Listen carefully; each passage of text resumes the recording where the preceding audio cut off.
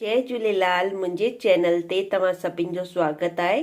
अॼु असां ठाहे रहिया आहियूं सिंधी खोराक। त असां विधो आहे सिपरीअ में घी जॾहिं गरम थी वञे त हिन में खौर विझी करे तरंदासीं।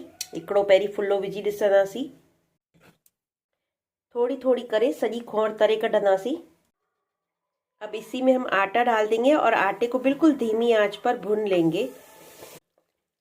अटो भुंजी चुको आहे, हिन घी छॾे छॾियो आहे। हाणे असां जेकी गोंद असां सेके रखी हुई उनखे असां पीसे करे उहा गॾे छॾी आहे। हिनखे असां थोरो फुटण ताईं भुञंदासीं। आवाज़ तव्हां ॿुधो पिया त हीअ असांजी खौर जेकी आहे थोरी सी सिकजे पई। हिन में सॼो भाॻो यानी खसखस, काजू, बादाम, अखरोट इहे सभु विझी करे हिन में मिक्स करे थोरी देरि हिनखे पचाईंदासीं। अधु किलो अटे ते असांजी अधु किलो खंडु पुसियल आहे। सियारे जी खोराक